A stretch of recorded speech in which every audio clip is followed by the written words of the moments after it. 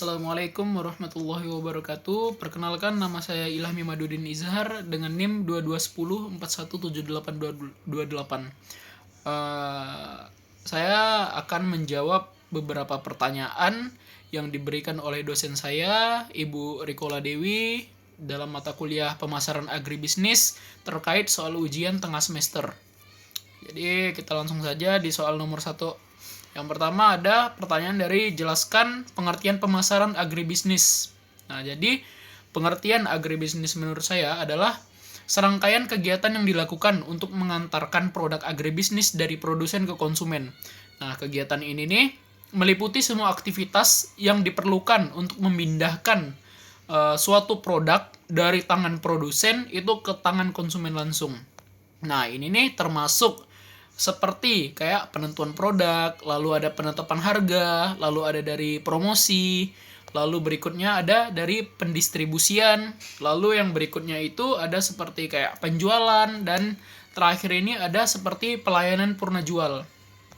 Nah, jadi untuk agribisnis ini memiliki sebuah sistem, terdiri dari beberapa subsistem. Subsistem yang ada di pemasaran agribisnis ini seperti subsistem input, lalu ada subsistem usaha tani, lalu ada subsistem pengolahan, lalu ada subsistem pemasaran, lalu ada juga subsistem penunjang. Lalu itu dari jawaban dari soal nomor 1. Lalu ada soal nomor 2 yang soalnya adalah sejak kapan pemasaran agribisnis ini muncul dari perspektif perkembangan ekonomi? Oke.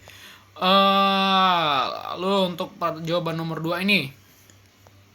Jadi, pemasaran agribisnis ini adalah sebuah konsep dan praktik yang terdefinisi muncul relatif baru, yaitu sekitar abad 20.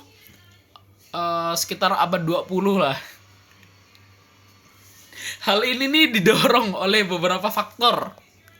Munculnya pemasaran agribisnis nih muncul karena ada beberapa faktor seperti perubahan struktur ekonomi, lalu ada meningkatnya permintaan konsumen, lalu ada perkembangan teknologi juga.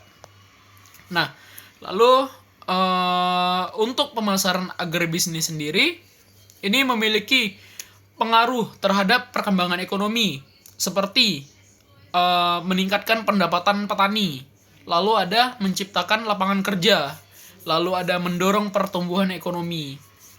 Nah, lalu kita lanjut di soal nomor 3. Soal nomor 3 ini jelaskan dan berikan contoh tentang pengertian konsep-konsep berikut. Yang pertama ada konsep fungsi pemasaran. Jadi fungsi pemasaran ini adalah merupakan serangkaian aktivitas yang dilakukan untuk mengantarkan produk dari produsen ke konsumen.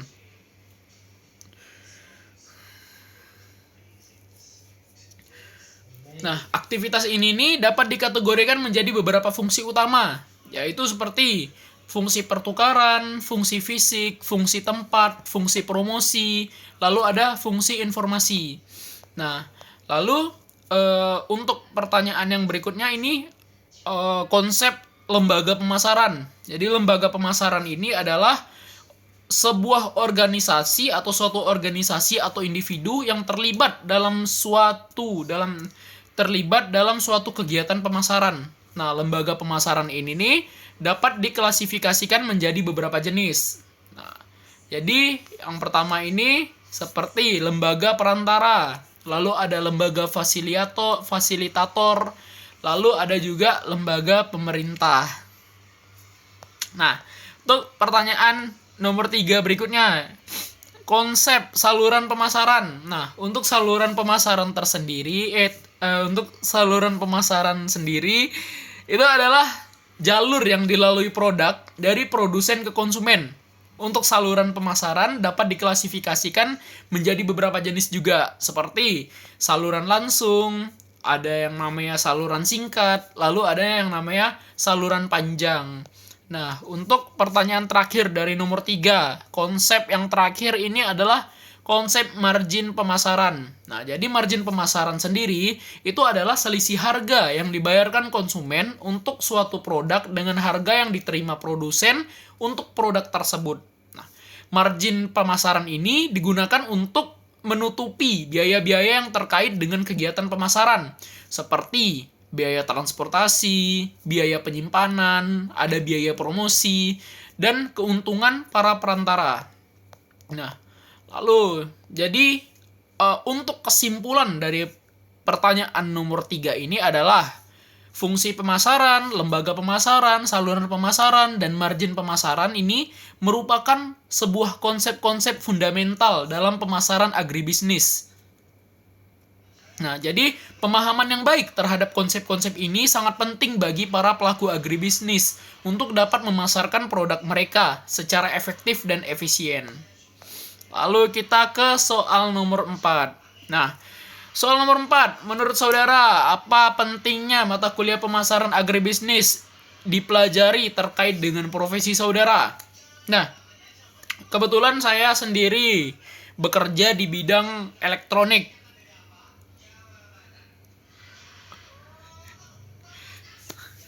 Jadi untuk elektronik, fokus elektronik yang saya dalami adalah sebuah handphone. Jadi menurut saya pentingnya mata kuliah agribisnis untuk profesi di bidang handphone. Ini meskipun tampak sekilas tidak berhubungan mata kuliah agribisnis ini dengan seperti elektronik kayak terlebihnya handphone, tapi ini memiliki beberapa poin-poin penting yang berhubungan langsung untuk mata kuliah agribisnis ini dengan profesi yang saya dalami atau saya lakukan. Itulah dia. Nah, jadi apa yang saya dapat dari mata kuliah agribisnis, pemasaran agribisnis ini itu seperti saya dapat memahami prinsip-prinsip pemasaran. Lalu saya di dalam mata kuliah pemasaran agribisnis ini, saya dapat menganalisa perilaku konsumen. Saya juga dapat mengembangkan strategi pemasaran yang efektif. Lalu seperti saya juga dapat mempelajari saluran distribusi dan penjualan. Lalu juga saya dapat mengembangkan kemampuan negosiasi dan komunikasi. Lalu saya juga dapat meningkatkan kemampuan berpikir kritis dan problem solving.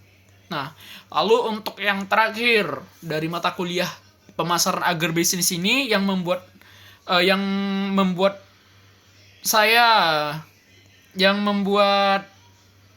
nyambung lah dengan profesi saya ini seperti memperluas jaringan dan peluang karir.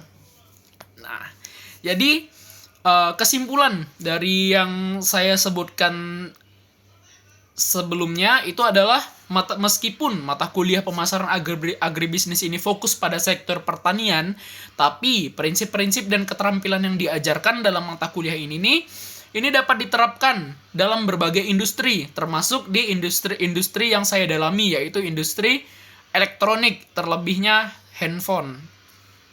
Nah, jadi untuk yang pertanyaan terakhir ini adalah ciri khas produk pertanian segar adalah perishable, voluminous, dan bulky. Apa pengertian ketiga istilah tersebut dan bagaimana keadaan ketiga istilah tersebut pada komoditi yang ada pada saat ini? Oke. Yang pertama, yaitu adalah perishable. Nah, perishable ini atau yang kita sebut mudah rusak. Nah, produk pertanian segar memiliki sifat mudah rusak dan memiliki umur simpan yang pendek.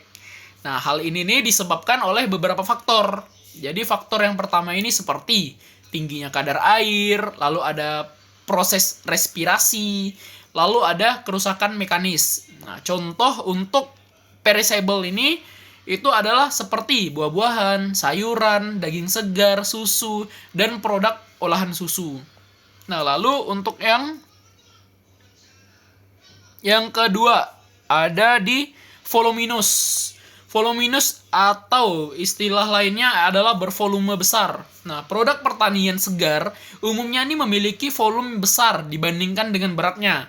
Hal ini nih disebabkan oleh kandungan air yang tinggi dan struktur yang renggang. Volume besar produk pertanian segar dapat menimbulkan beberapa tantangan.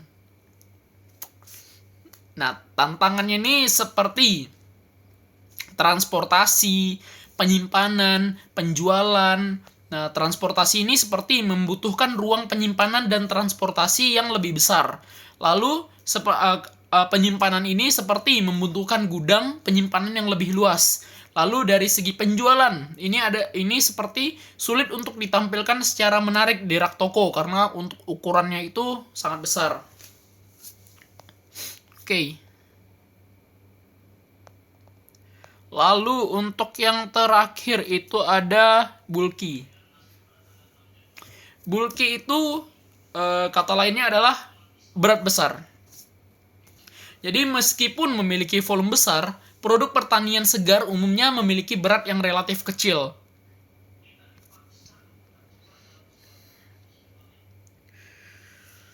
Dibandingkan dengan volumenya. Hal ini disebabkan oleh kandungan air yang tinggi dan struktur yang renggang.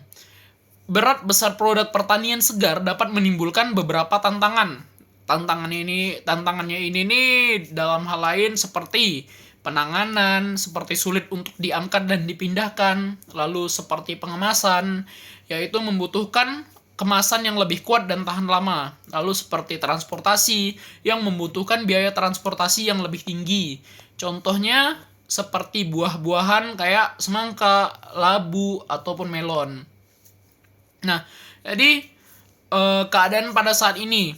Jadi upaya untuk mengurangi berat produk pertanian ini masih terbatas. Beberapa upaya yang dilakukan ini seperti contoh pengembangan varietes baru. Lalu ada pemanenan. Pemanenan ini seperti memanen produk pada waktu yang tepat untuk memaksimalkan kandungan padatan dan meminimalkan kandungan airnya. Lalu seperti pasca panen, yaitu seperti menangani produk dengan hati-hati untuk meminimalkan kerusakan dan kehilangan air. Jadi kesimpulan dari jawaban yang saya berikan pada persoalan tentang perishable, voluminous, dan bulky ini adalah merupakan ciri khas produk pertanian segar yang memberikan banyak tantangan dalam penanganannya. Jadi seperti yang tadi saya jelaskan, seperti penyimpanan, transportasi, dan pemasaran, dan yang lain-lainnya juga. Jadi berbagai upaya ini harus terus dilakukan untuk mengatasi tantangan ini. Jadi baik melalui teknologi, praktik pasca panen, maupun pengembangan varietes baru. Jadi untuk masalah ini harus selalu terupdate cara kita agar menyelesaikan suatu masalah yang ada di 3 ciri khas produk pertanian ini. Jadi itu saja dari saya. Terima kasih. Mohon maaf untuk kurang dari jawaban saya. Assalamualaikum warahmatullahi wabarakatuh.